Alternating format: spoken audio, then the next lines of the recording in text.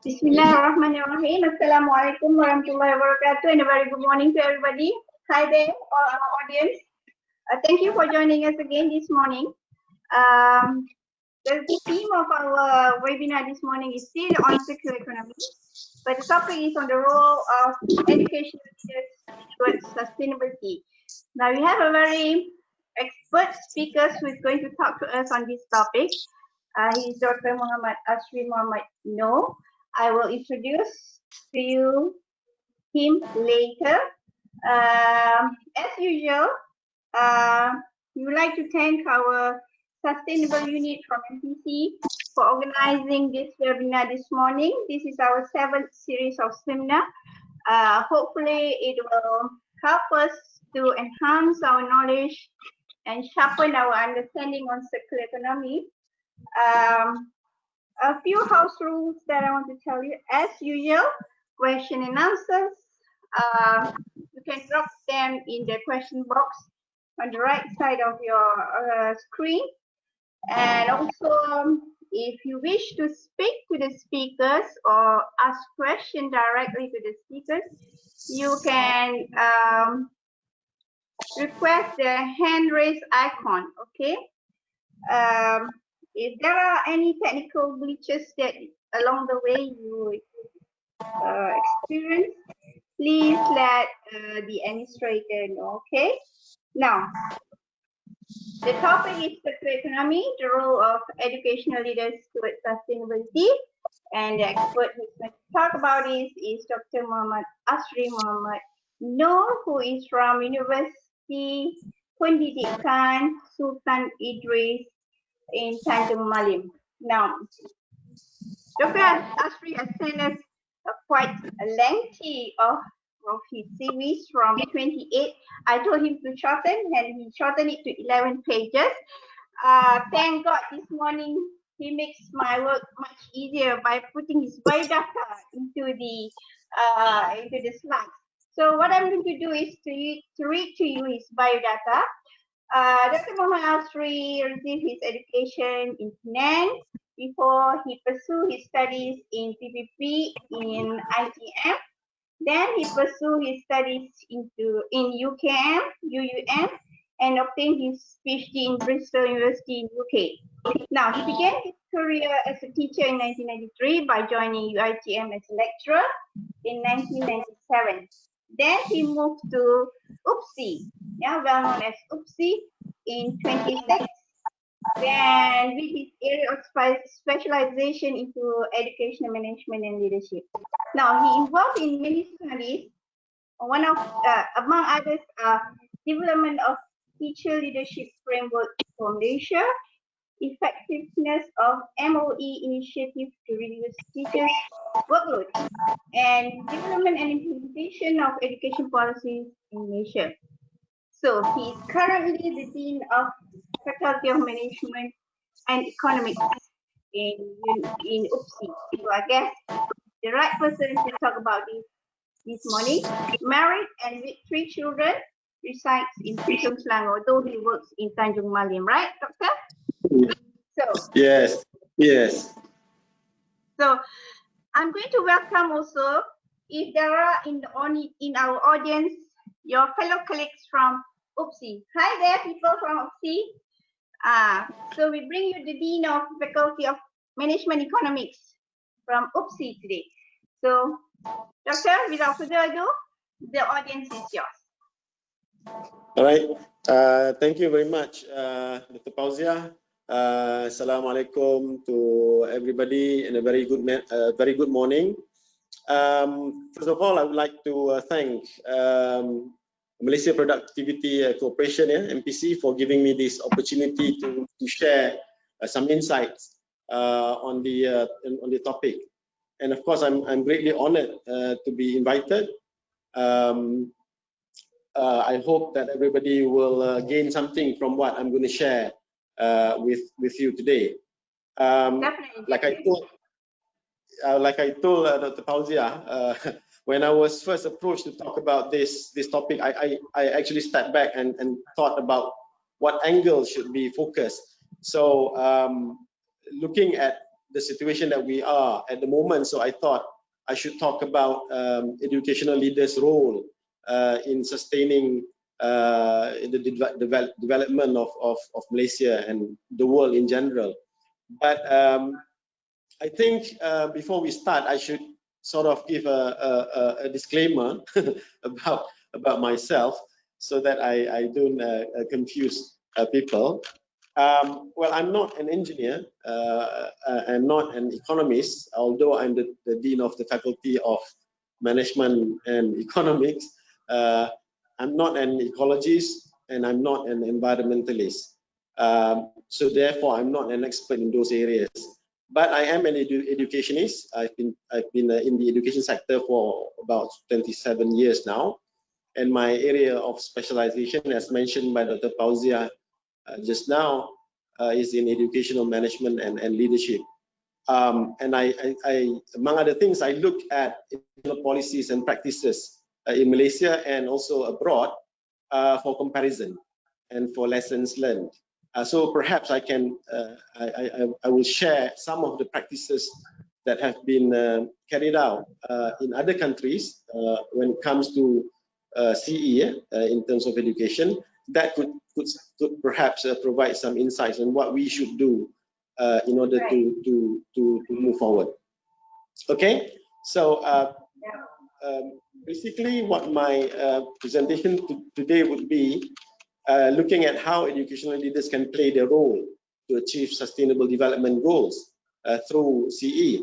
But however, I will briefly touch on CE itself, because I was told by MPC that MPC has actually organized a series of talk about CE. So therefore, I will not go into details on CE, just to touch on CE very briefly for the benefits of those who may not have that background.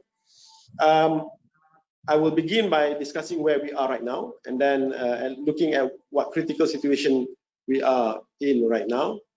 And in doing so, I will be relying on some data that are provided by various international agencies such as WHO, United Nations, UNESCO.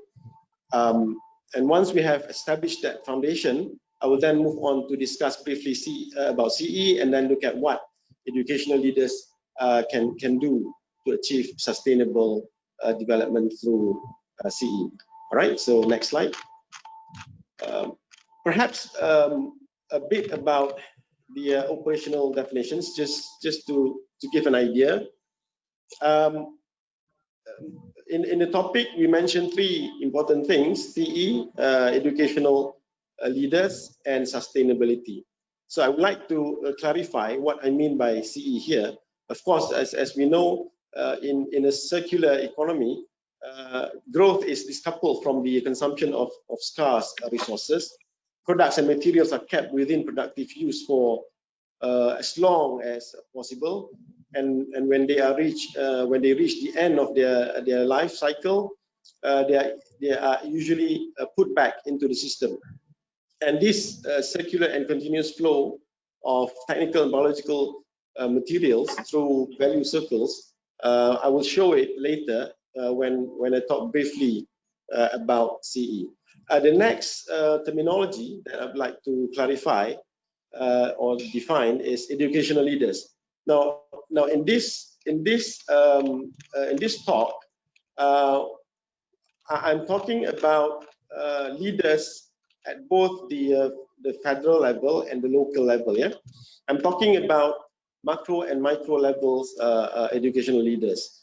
So these include leaders at the ministerial level who are responsible in policy making, and also leaders at the institutional level who are responsible for policy making at the local level, as well as implementing the policies. And the concept of sustainability that I'm going to refer to would be the broader scope of United Nations Sustainable Development Goals. So this presentation will also look at the relationship between CE and the United Nations Sustainable Development Goals. right? So let's begin. Where are we now? I just would like, by asking this question, I just would like to remind all of us where we are at the moment and where we are headed in the near future. And perhaps, hopefully, this will provide some very important context for our discussion. Now, if you look at this slide, I know that this may be controversial to some. Some may adore Greta, while others may, well, to use the word hate is too strong, abhor her. But I believe what Greta is saying is not an overstatement. Yeah, Greta represents a new she represents a new generation of climate activists. Yeah, Dr. Fauzia, who demands. Generation that we want to. Yeah, she's demanding appropriate political actions. And of course, if you look at our situation today, yes, I agree. We do need political actions at the moment. I'm particularly attracted to her movement simply because she is basically in a league of her own. There's nobody else. She's the icon right now. Why? Because her ability to communicate effectively on climate change, her ability to link research to action that relates to everybody, everyday lives, in the public. Now, this is rarely accomplished by anyone else, because sometimes the language, right? Yeah, sometimes the language, sometimes the language that we use in climate communications are not helpful. People don't understand what we are talking about. We use too many technical terms, we use too many jargons, and in the end, the meaning is lost. But Greta, however, managed, in my opinion, to address this complex issue in a very simple way. No ifs, no buts. Just this is the situation, and this is what we're supposed to do. And she used a very simple but yet very important metaphor here when she says that our house is on fire. This should trigger, this should be an alarming statement for everyone. Our house is on fire. Exactly. And furthermore, she extends this statement by saying that the fire department has vanished. It's even worrisome for us. Yes. Nobody's going to help us.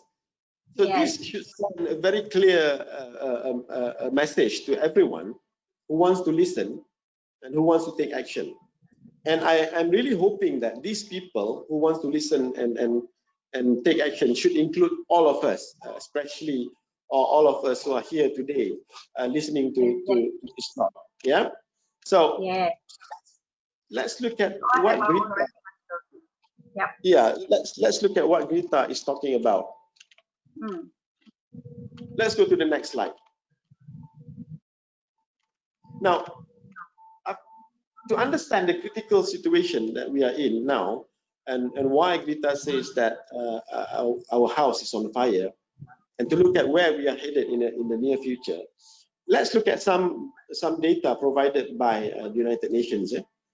According to the United Nations, the world population will top 9.2 billion by 2050.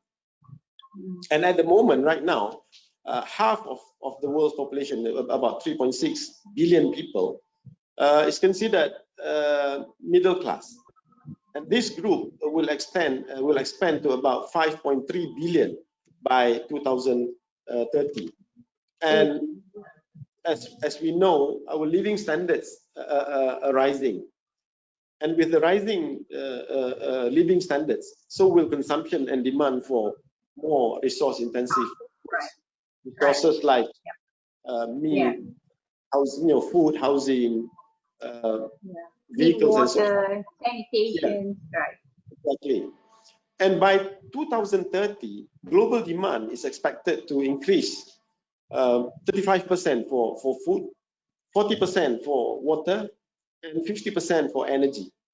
Now, it seems that there is a competition for resources at the moment. And this competition for resources is set against a backdrop of continued economic inequality. And, you know, if you look at what is happening around us, the intensifying geopolitical tensions, the tension between America and China and many other countries. You know, we have all these problems, and on top of that, we are competing for resources. If you look at in terms of consumption, we are now consuming about 1.75 times the Earth carrying capacity, which means that we are using 75% more natural resources than we are generating each year. It's very alarming, right? That is very alarming. And from our future generations, actually. Exactly. And this is, you know, it is expected to grow. It's not going down, it's going up. It's expected to grow in the coming decades. For example, the production of mined metal commodities is expected to jump 250% by 2030. Why? Because we want to satisfy the demand, you know, of the people. And this is the same trend with other communities. Drastic change, right? Exactly. So let's look at the next slide. Now, of course, what we are seeing right now is not good news for us, and it's not good, especially it's not good, especially for two of our most precious resources, which are water, clean water, and fresh air. Right. Yeah. And according to WHO, World Health Organization, about 785 million people currently lack access to drinking water. And by 2025, half of the world's population will be living in a water-stressed area. And already about 4 billion people suffer from severe water shortage at least 1 month in a year. That's a lot. Wow. Yeah? 1 month is a long time without water. Yeah? Wow. And the number of, you know, we don't have water for a day, we complain. Exactly. This 1 month is unimaginable. In a year, that's really bad. And the number of people who are at risk of floods, we now is rainy season. We are also facing the same problem. The number of people at risk of floods is expected to rise from around 1.2 billion today in the whole world to 1.6 billion in 2050. So things are not getting better. And so stressful. On top of that, when we talk about ocean pollution, on top of that, ocean pollution is headed towards a level that most of us have never imagined before. We have heard, when I first heard about this, I'm a bit concerned, because by 2050 there will be more plastics in the oceans than fish. Although we are talking about in terms of weight, but still there are more plastics in the ocean. So you go alarming. Yeah, if you go fishing, you know, the possibility of catching a plastic is higher than catching a fish. and the air that we breathe is also under attack. You know, as all of us know, air pollution kills an estimated 7 million people a year. Now we are losing biodiversity and habitat. Since 1970, for example, human activities have wiped out 60% of mammals, birds, fish, and reptiles. And of course, 1/5 of the world's coral reefs have also been wiped out. And about 15 million hectares of forests are wiped out. Now, this loss, of course, as we know, this loss could threaten the global food supply. and with already about with already about 1/5 of the Earth's vegetated surface becoming less productive over the past 2 decades. In 2017 alone, about 39 million acres of trees were lost in the tropics. If we still remember what happened in the Amazon, the burning of Amazon not long ago. Deforestation. This figure, to put it into perspective, this figure is similar to the size of Bangladesh. That's huge. That's really huge. The number of trees that we have felled. And in 2018, if we still remember, we deliberately set fires to clear land for agriculture, destroying over 10,000 square miles of forest and blanketing the whole most of Southeast Asia with toxic haze, for weeks. And this has brought about $30 billion in terms of economic loss. So this is really alarming. We are just looking at some of the data that are available, and it doesn't look good. The next thing that we should also consider is the fourth industrial revolution, IR4.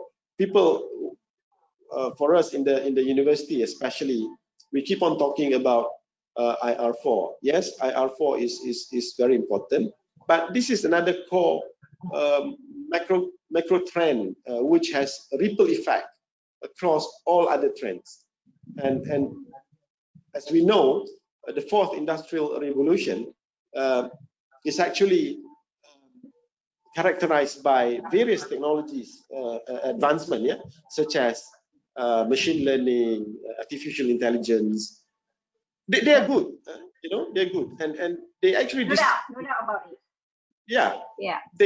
But they also disrupt just about every industry across the globe. And destructive technology is good, but if you look at IR4, it is different from the previous industrial revolution, mainly because of the breadth, the pace, and the scale of the new technologies that we have. If you look at how fast it is moving, how fast it is advancing, it's very fast. So the pace is, and of course, it is true that, like I said earlier, it is true that disruptive technologies play a key role in making circular business models more effective and efficient. But if we want to achieve all these benefits, the technologies that we use must be deployed with intent and must be managed properly so that we minimize unintentional or unintended consequences, including major environment. We don't want to promote the use of technologies, but at the end, we produce unintended consequences such as major environmental impacts, displacement of employees, risk of cyber attacks, and other ethical issues. So this is another aspect that we need to consider when we talk about CE. So what is our future? Let's go to the next slide. So is our future bleak? Are we doomed and gloomed? Of course, when we look at the data so far, it looks as if our future is bleak. Yeah, look like. Yeah, it looks like. Enough. Exactly. But and Dr. Fauzia, if you are stressed by the information, by the data, you are scared by the data, then you are normal. Well, thanks.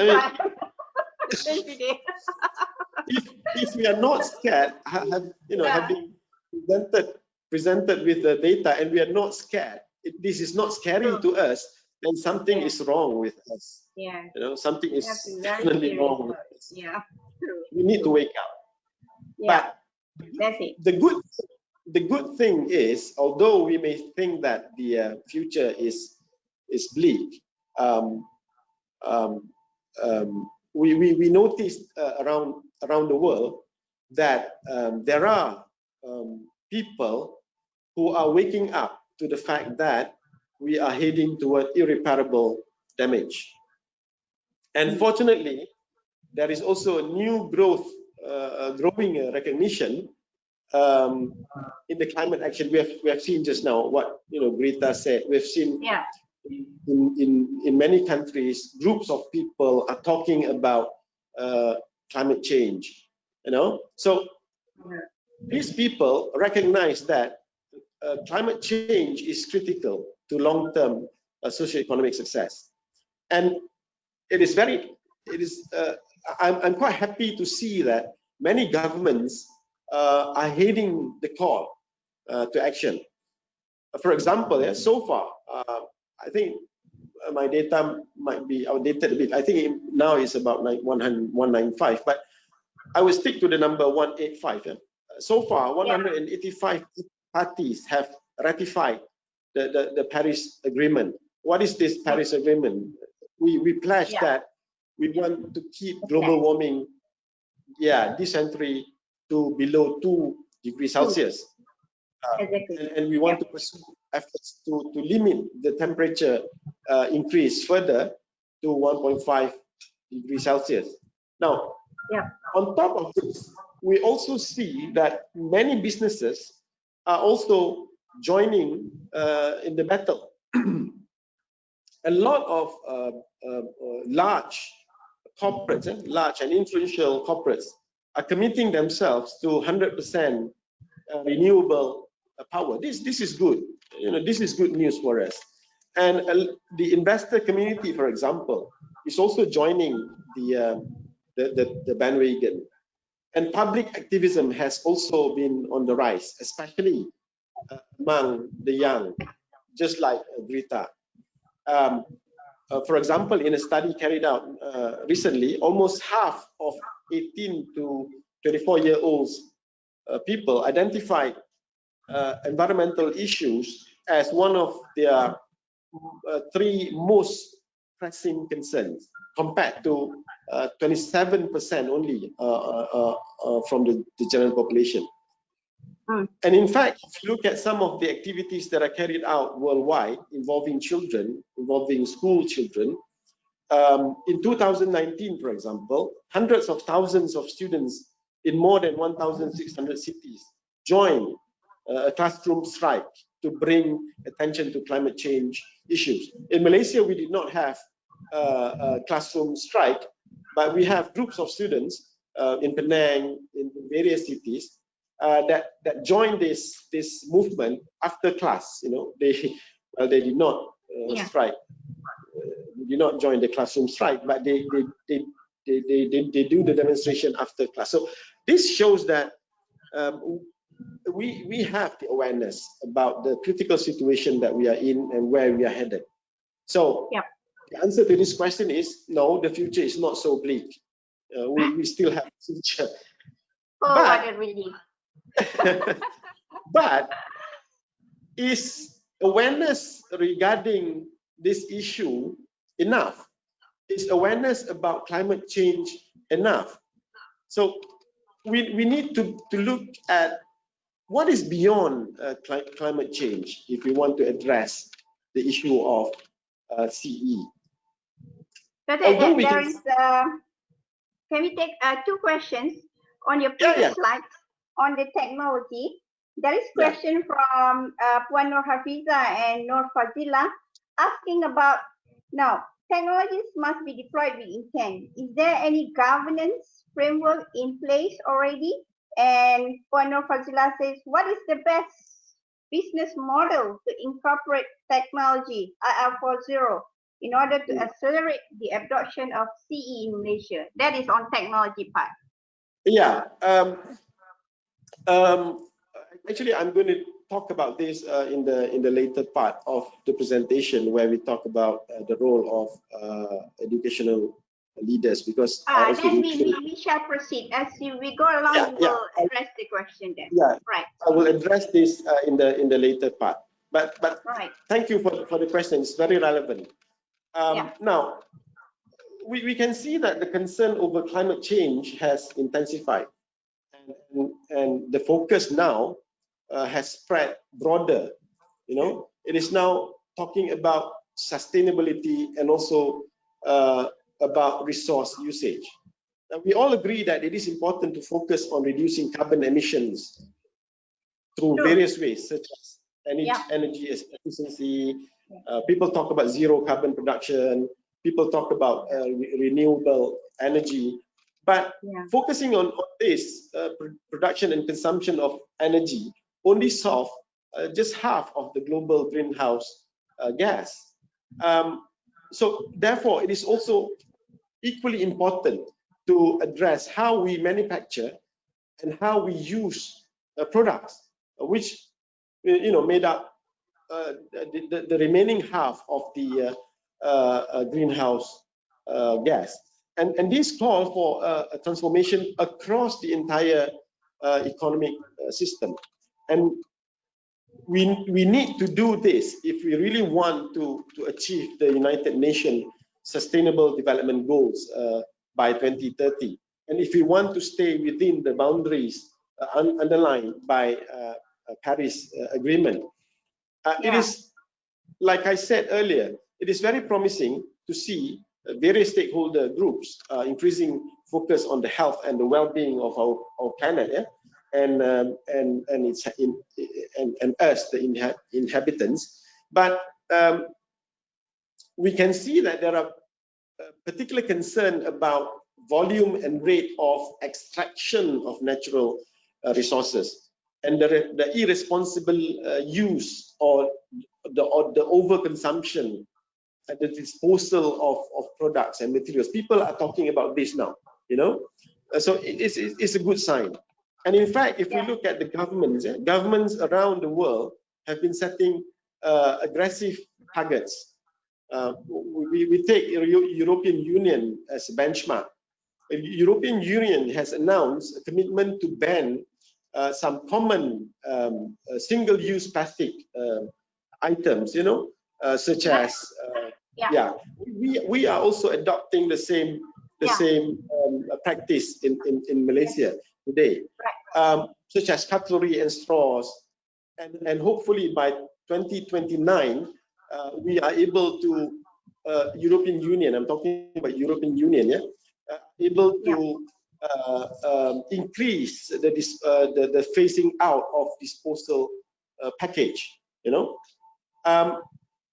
China, Malaysia, Indonesia, Thailand, and Vietnam, for example, have closed their doors to the importing of plastic waste. If we remember, there were issues on the dumping of plastic waste in these countries, and we have taken action.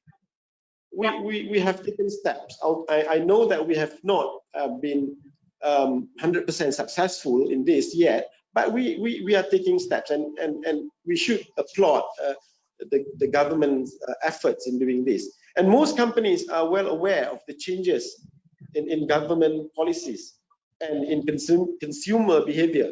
We talk about consumer behavior because if you want to continue talking about CE without addressing the change in consumer behavior, we will not be able to achieve much, because if the consumer behavior stays or remains the same, there's nothing that we will be able to achieve. And in fact, many people have been working to stay ahead of the curve, and we're trying to increase the use of recycled materials, zero waste to landfill, and commitments to 100% reusable and recyclable packaging. Now, but how do we achieve this sustainability that we're talking about if you're still using the same old economic model.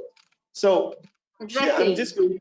Yeah. So here I'm just going to briefly, because I know that this has been repeated many times in the series of talks that we have. But I'm going to briefly touch on circular economy. So if you go to the next slide, here we will talk about why we need to discuss CE, why CE matters. But our point of view is very simple, is that it is very important that companies reject the take, make, waste approach, in favor of keeping products and resources in use for as long as possible, and at the end, cycling the products or making the materials going back to the system in a zero waste value chain. Now, currently what we are seeing is the linear economy. In the linear economy model, if you look at the diagram, now this has been our practice for the past 1.5 century, since the first industrial revolution. And in this supply chain model, the goods are manufactured from raw materials in production processes, and then what happened to them is they are then sold, they're then used, and subsequently at the end of their lifetime, the specific products are discarded either as waste to landfill, or they are incinerated. And this model does not support environmental sustainability and resource efficiency. So it is becoming very clear today, like I said earlier, that business in this usual linear model cannot be continued anymore for a sustainable future and development. So what should we do? We should be promoting the circular economy, which is presented in the next slide. As I'm sure most of us here are familiar with, this diagram actually shows us how the linear economy is different from the circular economy. Of course, as mentioned earlier, what we can do is we can make more durable products. We can design them to be modular so that their parts can be replaced when they break. We can remanufacture the goods into new products, or we can use fewer materials and materials that can be recycled or upcycled, and so on and so forth. And of course, going back to IR4 just now, the IR4 is an era of technological advancement. So that's the good news, because we have the technology know-how. It's very sophisticated.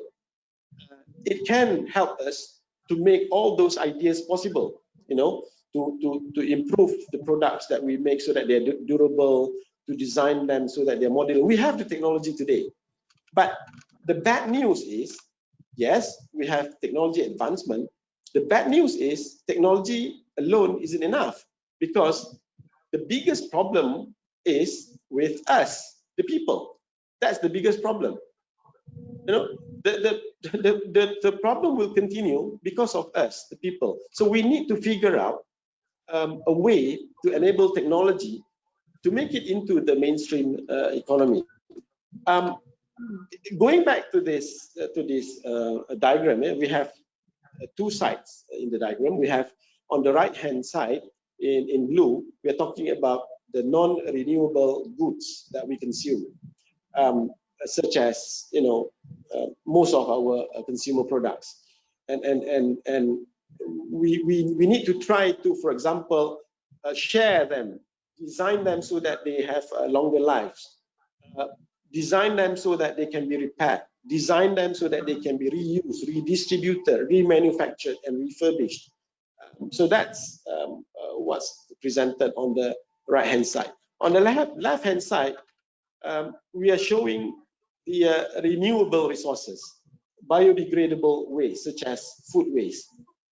Now, what we can do is, for example, I think I shared with Dr. Pauzia last time about the practice in many European countries where you know, they use the technique of anaerobic digestion, for example, or composting, for example.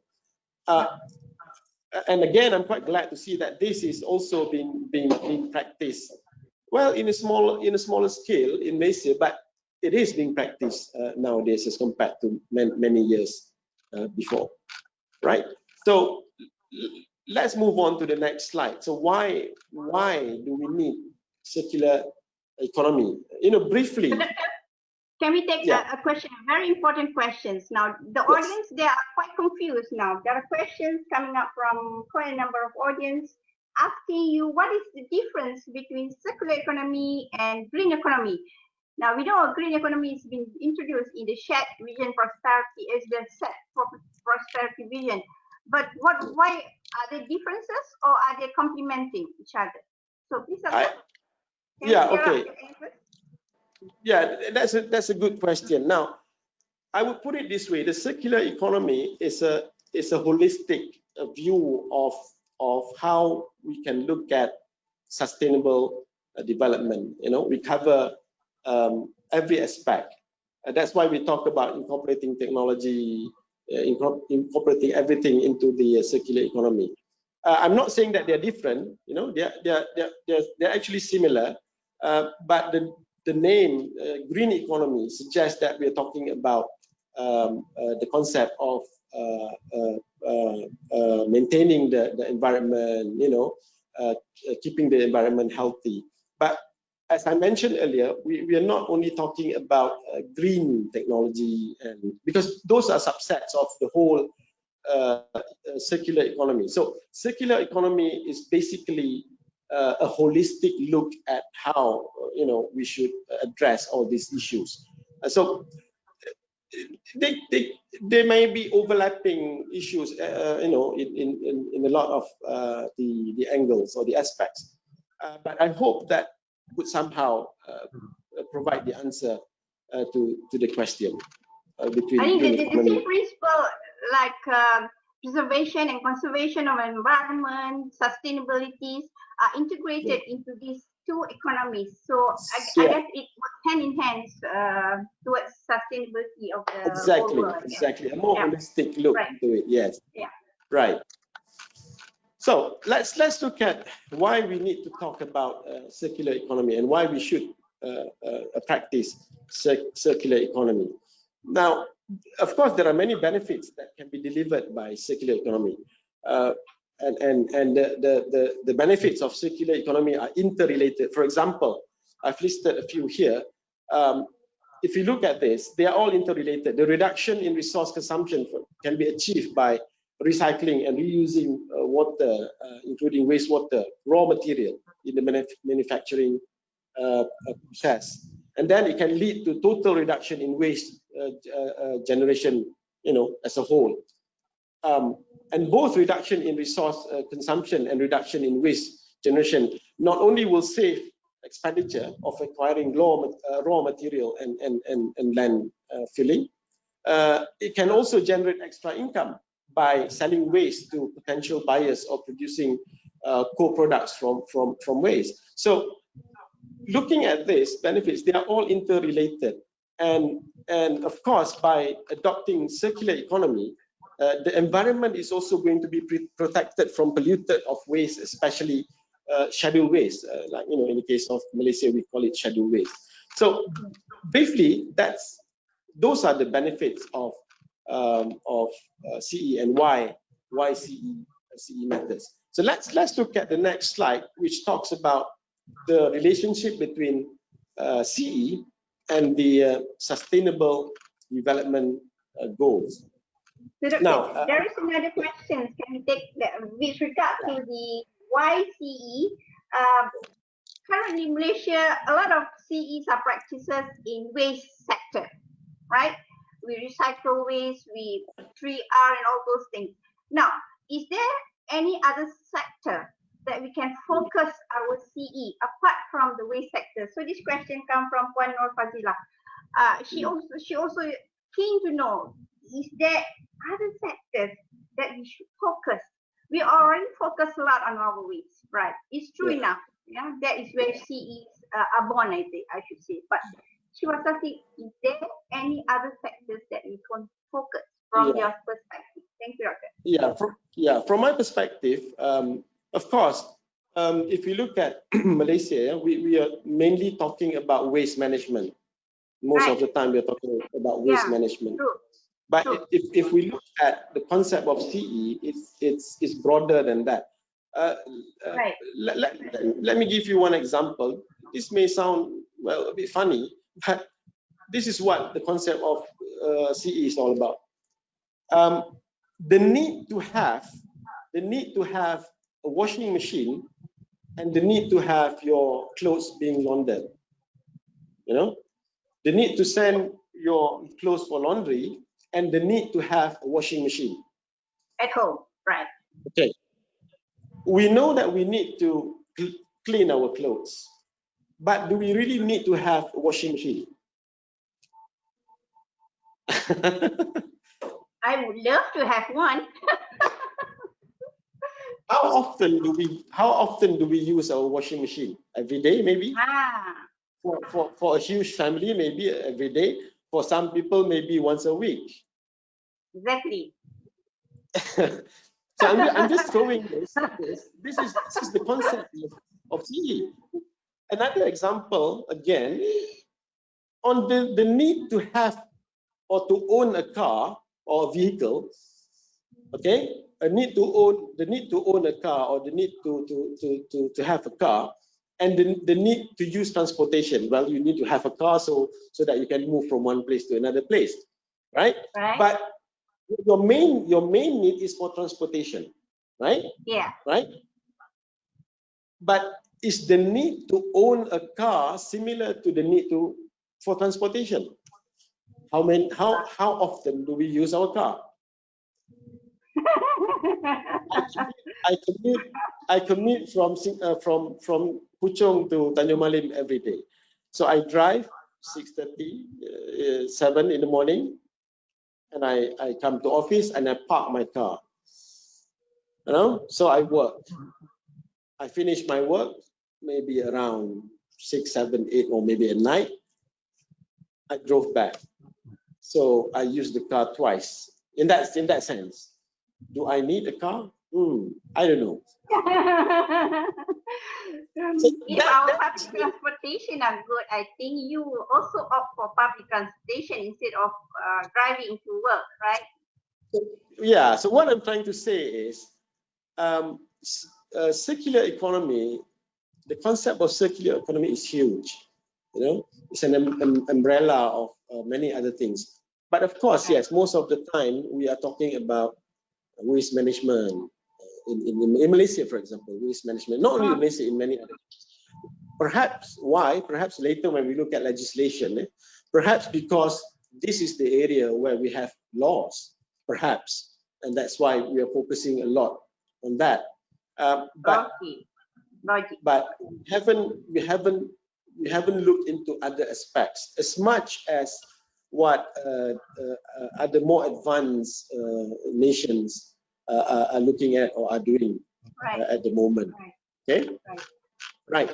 So let's go back to the relationship between circular economy and sustainable development goals. Now, I'm sure we are very familiar with United Nations Sustainable Development Goals. There are 17 goals to transform our world.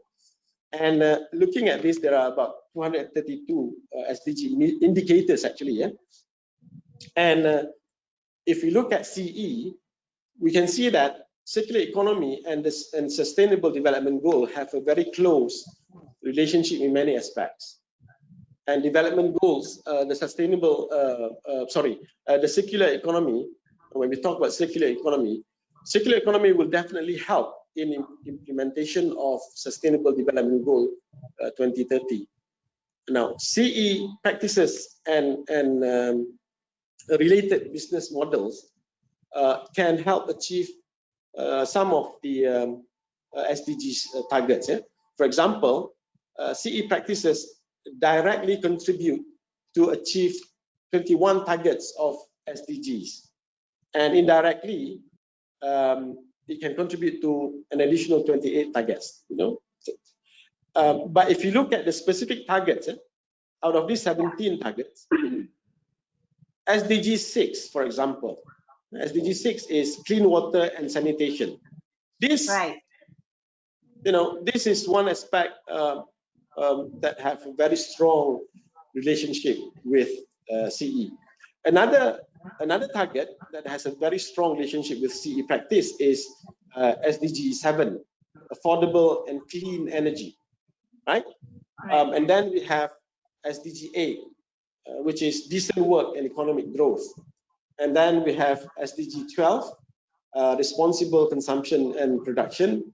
And finally, we have SDG 15, life on land. So these are the 5 SDGs that are directly linked, have the strongest relationship with CE practices. And in fact, CE practices also offer potential to create synergies between other SDGs, such as those that promote economic growth and jobs, those that eliminate poverty, those that end hunger and sustainable food production, and those SDGs that aim for biodiversity protection and oceans and on land. So CE has contribution to all of this. So that's why, if we go back to the question of why CE matters, besides the benefits that we have listed earlier, if you want to talk about sustainability, which is our topic for today, this is one of the reasons, because it will contribute to the achievement of directly contribute to the achievement of at least 5 SDGs of the United Nations, and contributed indirectly to many other SDGs. Now, let's move on to the condition or the situation of CE in Malaysia, and this perhaps could provide some answer to some of the questions. Now, CE, of course, in Malaysia, CE is still an unofficial long-term goal, because there is no legal framework, But of course, there have been some practices, like mentioned in the question just now. There have been some practices of cleaning production at firm levels in Malaysia. But unlike other Asian countries, for example, China and Japan, Malaysia still does not have any legislation specifically on CE, right? So perhaps that's one of the reasons why the answer to some of the questions just now, because we don't have the legislation yet. But nevertheless, like mentioned in the question, nevertheless, there are some sections in 2 environmental, if you look at the list of, well, I'm not an expert in law, but I'm just looking at some of the legislations regarding to this that we have. If you look at some of this, we will see that there are some sections in 2 environmental acts and in scheduled waste regulation that promote reduce, reuse, recycle, the 3R concept. And this can establish the foundation for the implementation of CE. So even though we do not have specific legislation for CE in Malaysia, but we have some foundation. We have legislations that should help us to become the foundation for the implementation of CE.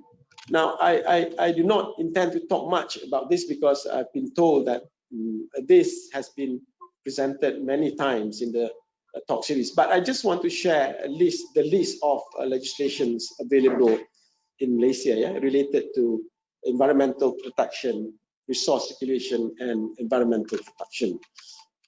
So in the absence of explicit regulatory framework on circular economy, to become a zero waste nation would be nearly impossible for Malaysia, right? But with the absence of the specific legislation, what can we do? Specifically, what can education do? can education do something about CE? So this is what we are going to look at the moment. Now, we have so far looked at what CE is all about and why we need to embrace the CE models as opposed to the linear model. Yeah. Right. We need to also understand, scrutinize what role can education play in promoting CE practices in Malaysia. Now, the transition to a circular economy requires good education. In order for us to make the transition from a linear economy to circular economy, we need good education. And people need to be taught to think and to act in a circular way. And the circular economy will change, of course, the labor market. And of course, as we have seen, and as I've said earlier, the circular economy will include a large service industry because of the rise in demand for services around us, around the reuse and the repair of products, for example. So it is very important. Yeah, it is very important, therefore, for product designers. I hope there are some product designers in the audience. For the product designers to take circular ideas from practice to reality. Now, in order to apply these principles in practice, of course, education must incorporate and must teach these principles as well. And we cannot be just talking about, oh, we need to incorporate circular ideas, but how? What is it? We don't teach. We don't. Yeah. We don't teach our students, specifically about circular economy, and yet we are talking about these ideas to them. So education must incorporate these principles as well across the board, not only to engineering students, not only to them, but across the board, to everybody, to all our children, to all our students. But there's a catch. To do so, we need to see whether our educators are competent or not.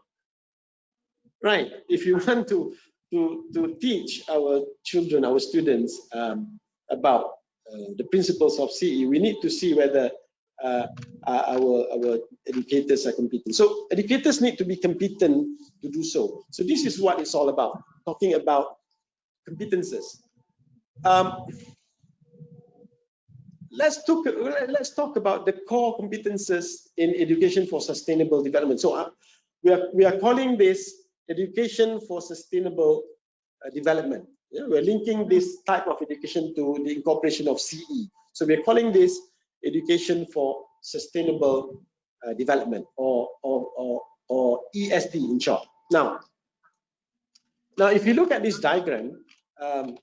This diagram is was actually developed by the International Commission on Education to UNESCO, and the diagram actually represents the characteristics of education for sustainable development, and also it talks about what kind of learning experiences education for sustainable development aim for.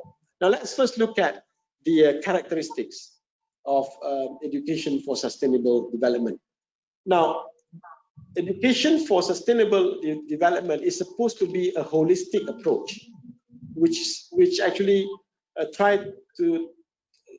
which look for integrative thinking and practice. Holistic approach. Now, I'm sure some of you have heard of the national philosophy of education. We have falsafah pendidikan kebangsaan. Now, our falsafah pendidikan kebangsaan, our national education philosophy is wonderful actually. Although it was enacted in 1989, quite a long time ago, but it is still relevant. It is still relevant. Why is it still relevant? Because it took this approach. It took a holistic approach. Our national education philosophy looks at developing students in a holistic way.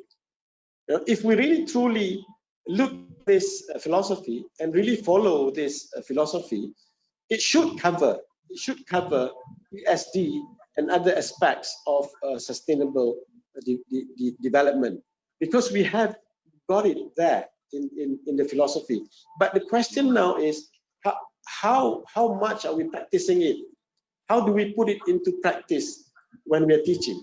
So the framework that is produced by the International Commission on Education for UNESCO is not something new, or it's not an alien thing for us in Malaysia, because we have done this. We have done this. Okay. All We right. created this in 1989. The second So we have characteristic. embedded it in our national education policy, actually. Yes, we already have a holistic national education philosophy. So what we need to do is to actually look at the national education philosophy and look at the practice in schools, in university, whether we are really following the national education philosophy to the letter. Really look into the implementation, because the national education philosophy is to me is a complete manifestation of how we want to develop our nation, what kind of people we want to create. And if you look closely at the national education philosophy, we'll see that we actually wants to cover what ESD wants to cover as well.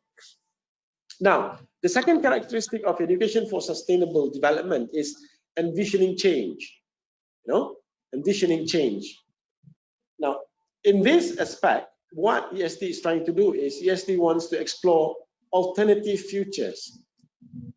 Learn from the past and inspire engagement in the present. And of course, the third characteristic of education for sustainable development is to achieve transformation, which serves to change in the way people learn and in the systems that support learning. Now, again, I'm going to link to two philosophies. I've talked about education, national education philosophy just now. There's another philosophy, which is the teacher training philosophy in Malaysia. What we are trying to produce in Malaysia in terms of teacher training, we are trying to produce progressive teachers.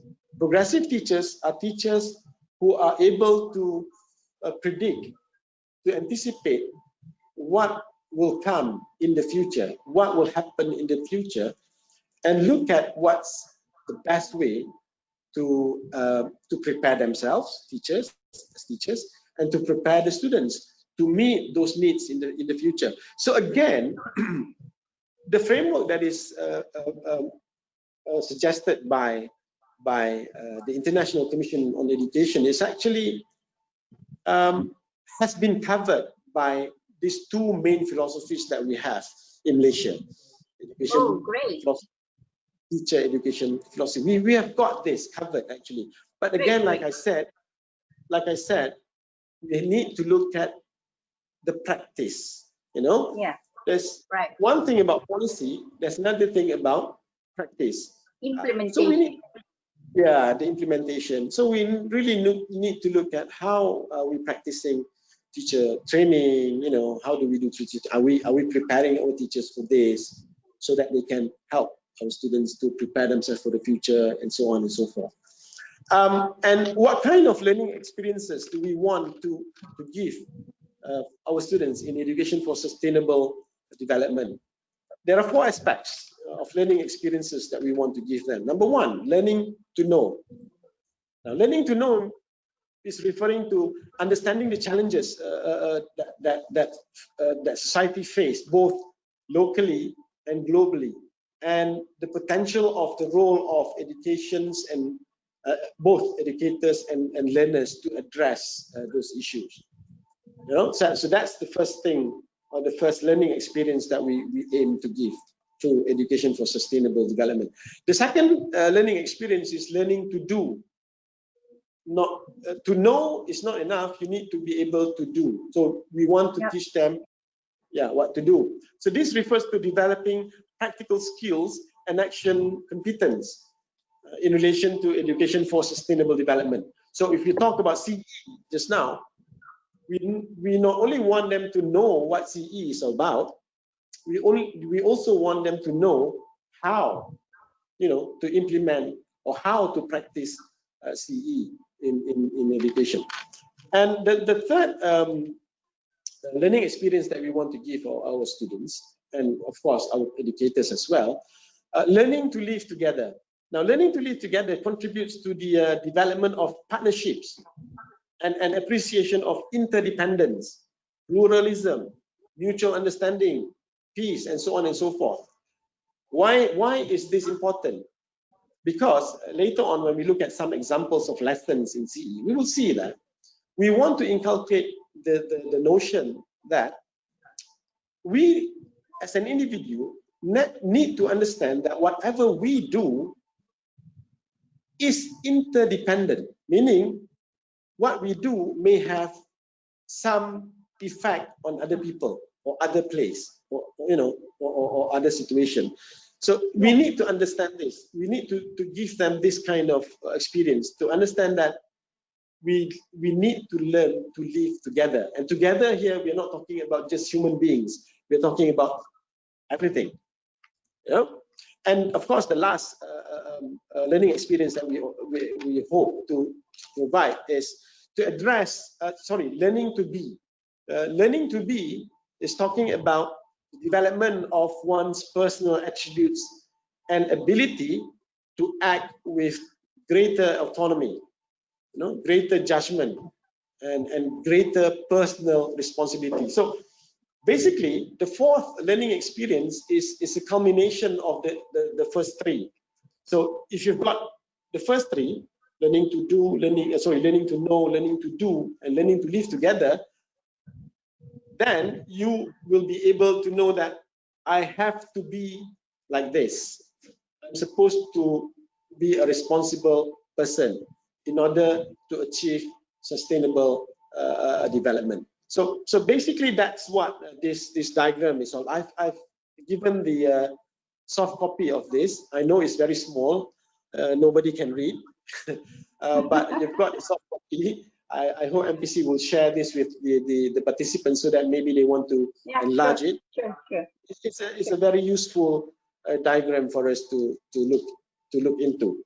Now, so let's go straight to the role of educational leaders at the national level, right? That's it. Before we move on, can we take one more question on this education? Now, this question comes from Puan Hafiza.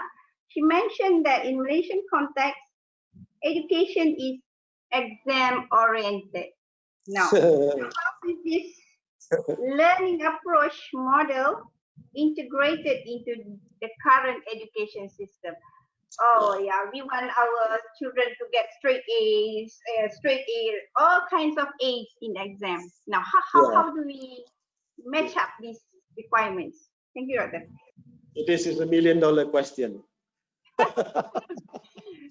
Well, yes, everybody agrees. Everybody agrees that Malaysia is still an exam-oriented. I'm going to use this word. Malaysia is still an exam-oriented society. I'm not focusing only on education. I'm saying Malaysia is an exam-oriented society. Now, it's true. Our education system is very exam-oriented. And there have been efforts to change, to move away from an exam-oriented education. Yes, the Ministry of Education and the Ministry of Higher Education have been working so hard to look at ways of moving away from exam-oriented education. To put things into perspective, exam-oriented education does not guarantee high achievement. To put things into perspective, we all know about Finland. We all know about many other countries. I always use Finland not because I want people to follow Finland.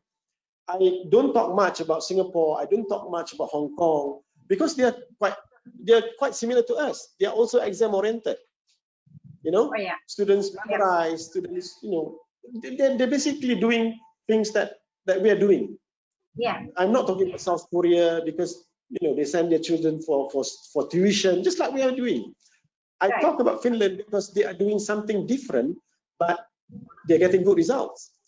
Finland is the only is one of the countries in the world that does not have exams, no exams at all in their schools. When we went there to visit, to do a benchmarking study to look at how, you know, education is implemented in Finland, and we had a discussion, and we talk about homework, you know, and they question us, why do you give your children homework during holidays, for example, when they don't do that? You know, they don't have let's get things straight. Yeah? When we talk about exams, we are talking about fixed standardized exam. Yeah? Of course, there must be some kind of assessment to gauge where our students are and how to progress. There must be some kind of assessment. But what we are talking about here is standardized exam, one size fit all kind of exam. Yes, we are in that kind of situation. Now we need to move away from that. You know, we need to move away from that system. And of course, it will take a long time. You cannot change overnight. You want to change an education system, you cannot change overnight. When the Ministry of Education says that we are going to abolish UPSR, what happened? Most of the parents jump up and say, "Oh, no UPSR! How do I know my students, you know, are doing well or not?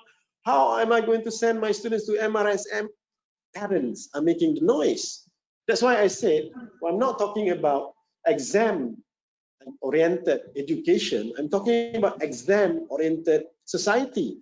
We have been brought up in this kind of society for so many years, 60 years.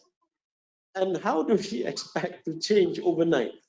So what we need to do, I know my answer is a long winding, but what I'm trying to say is we cannot find an immediate solution to this issue. But what we can do is we can incorporate CE into the lesson first, you know, into the lesson that we teach. Gradually, perhaps, which I will touch a bit more later, gradually we will look into curriculum and finally the whole education system. Yes, of course, when you say exam-oriented, it's true, but it doesn't mean that if we have an exam-oriented education system, we cannot incorporate a CE into it. We still can. We still can incorporate a CE into an exam-oriented education, right? So just to put things into perspective, I hope everybody understands where we are at the moment in terms of exams. Just a quick sharing. Now, we have COVID-19, MCO, and we are not allowed to have face-to-face classes in the university. Well, we are gradually moving towards that. And assessment has to change as well. So our assessment has also changed. So meaning, yes, we can change. We can change. We can move away from a very exam-oriented education system. But like I said, it cannot be done overnight. It has to be done gradually. Everybody needs to buy into this idea of no exam. Okay? Yeah. So yeah, let's go on to the role of I have about 10-15 minutes, yeah. The role of educational leaders at the national level. Now if this is very like I said just now, a $1 million question. This is very related to that $1 million question, what we are discussing now. If Malaysia truly wants to become a circular economy country, we need to look at how we begin CE education in early childhood stage. Now, let me remind you that Malaysia has one of the best early childhood education. We've received visitors from various countries in the university, UPSI. We have the National Center for Early Childhood Research, in UPSI. So we have the National Center for Early Childhood Research. We have visitors from various countries who visit us just to look at our early childhood education. So let me point you to this fact that we have one of the best early childhood education system in the world. Why not, looking at this early childhood education system that we already have, look at how we can incorporate CE into early childhood stage. How do we do this? You know, educational leaders at the national level, I'm talking about the ministerial level, policymakers, we need to look at how, for example, we can teach children at this. I know they're doing it. For example, in our NCDRC, TASCA, we are doing this, where we teach our children to think about reducing food waste. We teach our students to learn how to sort waste correctly, for example. We inculcate all these things early in the education, in the early childhood education. But it shouldn't be done outside of the curriculum. It should be embedded in the curriculum. Most of the time, we are doing it through hidden curriculum and so on and so forth, not in the formal curriculum. So we need to look into this. And this should continue through primary and secondary school, all the way to higher education. Higher education. And along the way, by doing this, children will learn from early on, they will learn about materials. They will learn about business activities. They will learn about significance of using personal skills and personal knowledge in making change, or in changing the world towards becoming a circular economy society. For example, a research project done by this university, PSI, with a grant from Korea, we try to inculcate business activities among early childhood children. In early childhood education. We inculcate that, business activities. When you introduce business activities to them, we also inculcate CE into the business model. So we begin from early stage. So policymakers, leaders at the national level has to look into this, how we can make this formal.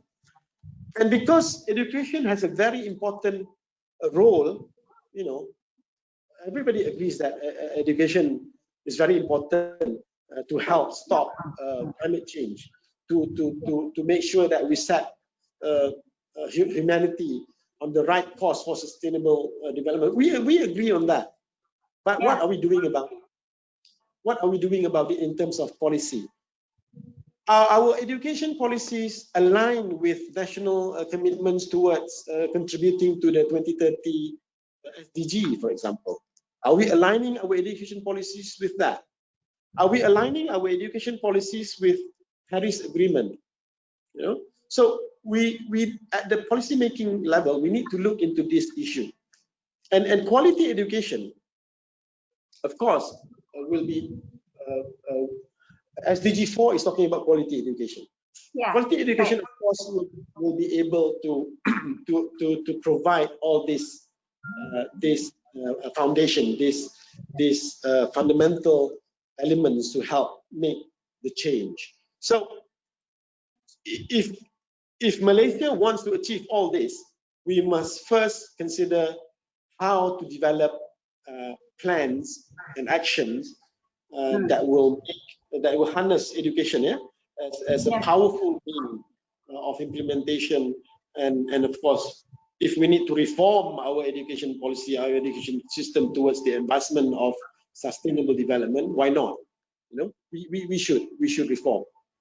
Yeah, and of course, we need to. There are a few things that we need to address at the policy level. I'm still talking about roles of educational leaders at the national level. Yeah, we need to address policies and development regarding curriculum, as I mentioned earlier, regarding teacher training. Are we training our teachers who will be able to function for sustainable development lesson, development of learning materials, development of learning environment where we actually promote CE. So these are the four things that we need to consider in order to make sure that the policies actually are aligned with what we are trying to achieve in CE. All right. Now, if we look at the next slide, okay.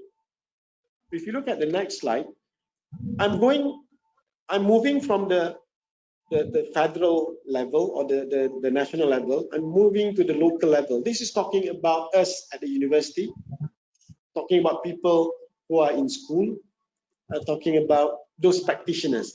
Now, at the local level, we are also educational leaders who make policies at the local level in the universities, at the district, and so forth. What we can do, like I said just now, what we can do is we can embed climate issues in our lessons in schools. We can also embed CE in our schools. What we can do is our teachers can design a circular classroom. Again, I'm taking examples from Finland. I've provided a link here later. I'm not going to show it now. It's going to take about 20 minutes. But I've provided links here so that you can have a look at what is being done in Finland, for example, in terms of incorporating CE in the education, in the lessons. But I'm going to talk about it here. Now, what our teachers can do is we can integrate circular thinking into our lessons. How do we do this? Through experiential learning. Remember the framework just now? We want to introduce. Yeah. We want to promote experiential learning, so that they know what to do. We are not at the level of just talking about what to do. We are at the level of talking about how to do it. So that is very important. Teachers need to be able to, show them how to do this. The three examples I've taken from Finland education is. The first module is called From Linear to Circular Thinking. Okay? Now, in this model, what happens is the lesson actually focuses on asking questions about current linear economy. Yeah, the teacher discusses with the students about linear economy. What is it about, and is it good? If it's not good, why is it not good? And in doing so, the teacher does not talk at the theoretical level. The teacher uses materials, uses things, uses examples that are close to the students to show the students that through the linear economy, we are not contributing towards sustainable development, but by using things that are very familiar to the students. So, there should be a lesson like this where we specifically talk about CE in our education system. It shouldn't be a superficial kind of thing. It has to be direct. You address the issue to our students, and not embedded here and there, but direct. So what happens is the teacher talks about linear economy and talks about the potential of transitioning it to a circular one, and then talks about why circular economy is good. Again, bringing in examples, living examples that are very close to the students, examples that students can connect with. So this is very important. We need to do this so that we are not only talking at the theoretical level. Now, this activity actually helped the students to explore what kind of actions each of them can take to help design a future that they want. What kind of future do they want? Remember when we talked in our earlier slide, when we talk about where we are right now and where we are headed, we are all stressed out. We want to have a brighter future. So we are teaching the students, look, this is where we are now. What kind of future do you want? So they learn to take the responsibility to design their own future by comparing linear economy and circular economy and looking at how they can transition. The second module that is... Sorry, Doctor, we have 5 minutes more. Okay, right. The second model is about systems and sustainability. Now, in this topic, students learn about how systems work in the world and what the concept of sustainability is really about. So just now we talk about linear economy and CE. In the next lesson, we specifically talk about sustainability. Now here, again, it's not kind of embedded lesson, it's straightforward lesson where we introduce terms like biodegradable, what is biodegradable, why is it, what should we do about it, things like that. And these activities actually support learning on how individual actions can have impacts on others, identifying how individual changes can add up to help achieve bigger sustainability. So again, we are directing students to help sustainable development. And the last example, design and creativity, is talking about, as you know, creativity is a very powerful thing. If you are creative, you can solve a lot of things. So this is what we want to inculcate. Creativity is a very critical skill for the future. It's one of the important skills listed in the 21st century, especially for addressing big complex issues like change climate, ocean plastic waste, and so on and so forth. So again, we are teaching students on how to think creatively so that they are given the tools to become agents of change of their own life and of the future. So briefly, these are the lessons that are shared with students in Finland. Now, if we look at the role of universities, the roles of universities in circular economy practice and creation, in the next slide. Yeah. Now we will see that quickly. There are a few roles that university can play. Number one, role in material flows. Now, what we can do is universities can address procurement and waste management across the entire value chain. Meaning the university can come up with either a policy-driven program that will change the way we do things at the university. We can have conversation with suppliers, with partners, with contractors, on how to make sure that our materials are sustainable. We talk to them about using recyclable materials. We talk to them about using repairable materials. We talk to our suppliers what we want to use at the university. Do you have these linkages with industries when you Yes. formulate the Yes. all these Yes. curriculums? Yes. Do you really have the task force or the real linkages with the industrial sectors on this? Yeah, that is the next role, which is the third role. The role as a circular economy catalyst. Now, as a circular economy catalyst, the Malaysian education blueprint, higher education, actually highlighted the need to collaboration between universities and industry. We need to do that. So one of the things that we do, for example, at the university, I'll take UPSI as an example. What we have, for example, we have a collaboration with Majlis Bandaraya Seberang Perai. UPSI, UPSI has a collaboration with Majlis Bandaraya Seberang Perai to develop a hub called UPSI MBSP Edu Green Center. So this is one example of how university can work together with industry. University and industry work together to promote, we talk about green education, for example. The other thing is working with the industry in terms of curriculum and pedagogy. Curriculum and pedagogy. Curriculum.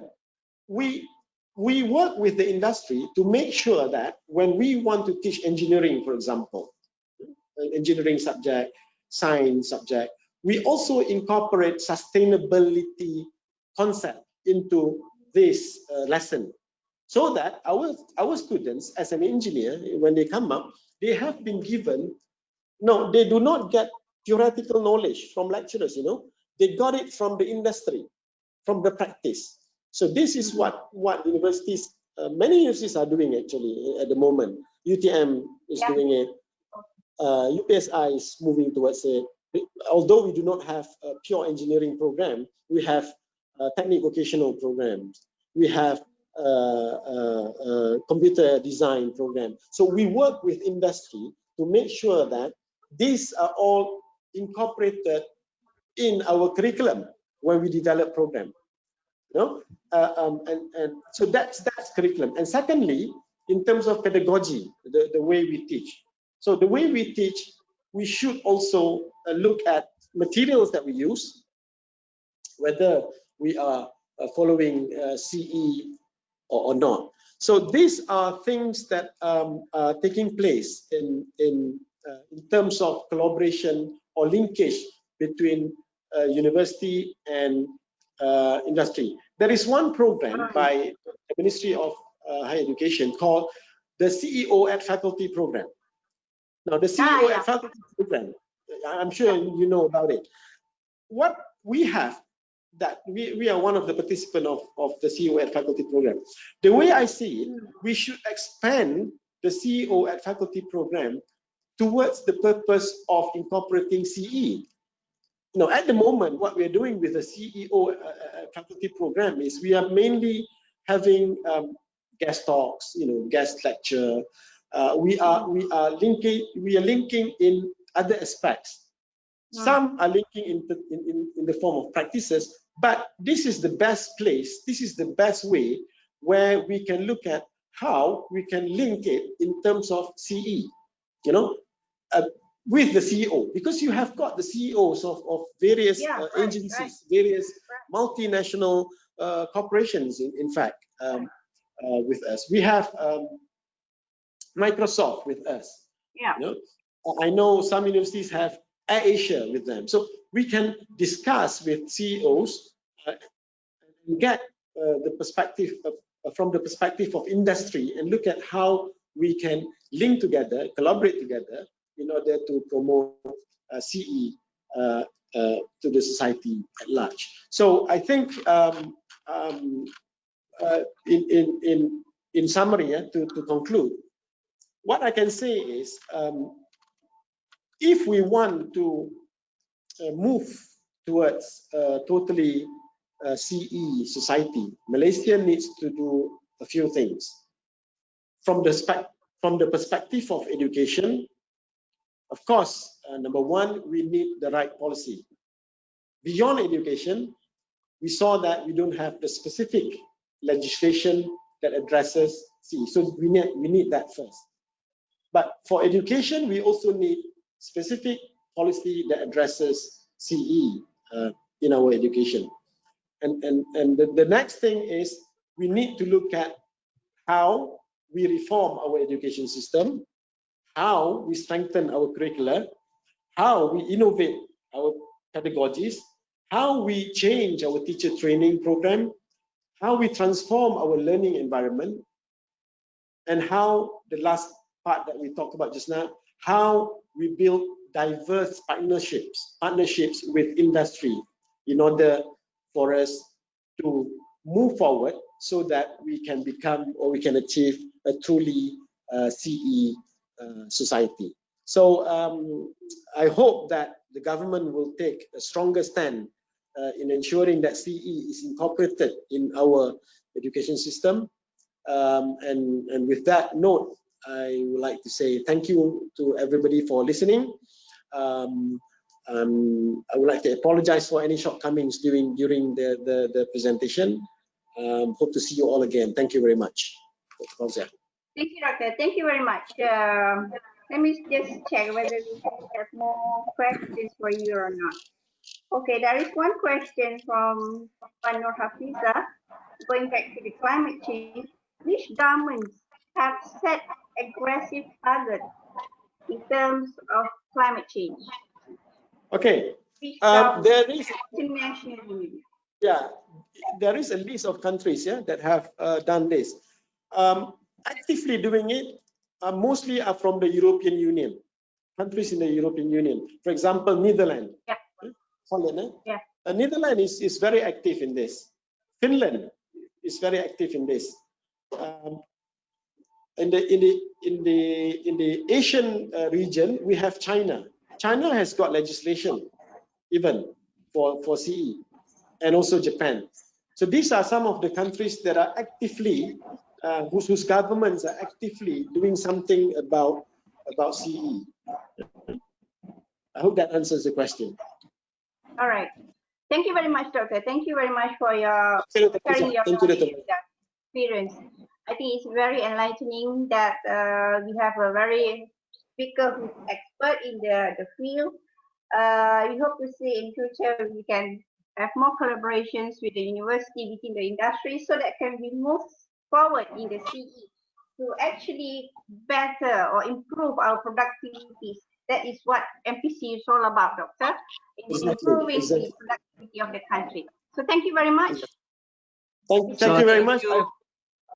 I hope that we can work together later. Yeah. Thank you. Yeah, thank you, Dr. Asri, for excellent presentation, and also goes to Dr. Fauziah as a moderator. So also thank you attendees that support our webinar, and see you soon. Thank you very much. Stay safe. Thank you, Tuan. Thank you, Tuan Haji. Yeah, thank you. Stay safe, everybody. Stay safe. Okay. Assalamualaikum warahmatullahi wabarakatuh. Waalaikumsalam.